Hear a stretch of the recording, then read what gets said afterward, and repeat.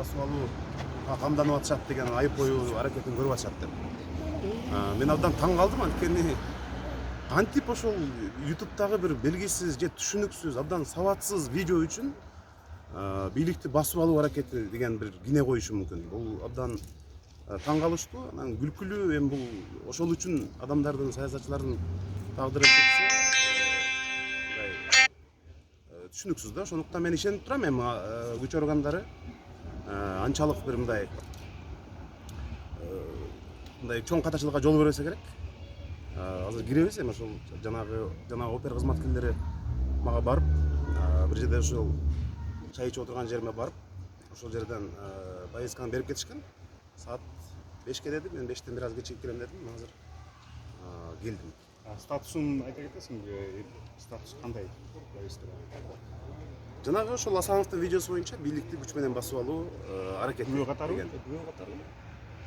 Азыр күбө катары азыр көрөбүз эми. Мен ойлойм, суроолоруна ачык жана так жооп бере алам.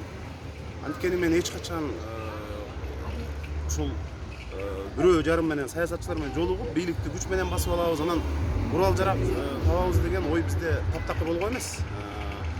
Руслан Асановду акыркы жолу мен кече эртең менен адвокат менен үчөөбүз жолукканбыз.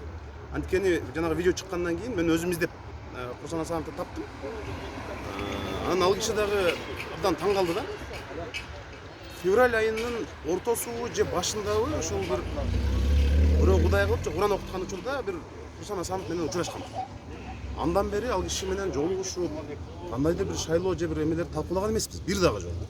Бул эми өтө мындай бир мага күтүүсүз, анан таң калыштуу окуя болуп атат да. Адам менен жолукпасаң, сүйлөшпөсөң, же катышып, ал менен бир жолугуп, же мен ага телефон чалган күндөрүм эстеп чыкты. Мен азыр мына Мегакомго запрос берейин деп атам.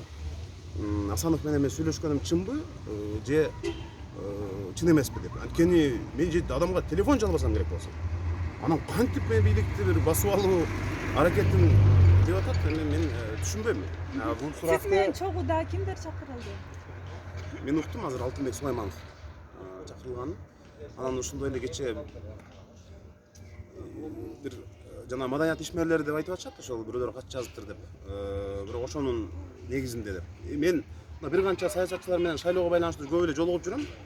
Бирок бир дагы жолу биз бийликти басып алуу же курал колдонуп бир күч колдонуу сыяктуу маселелерди бир дагы жолу биз эч кандай талкуу болгон эмес. Бул кармоо жана суракка чакырууларды шайлоонун алдында оппоненттерин чочтуп коюу, саясий талааны тазалоо катары дагы кабыл алгандар бар. Сиздин пикир?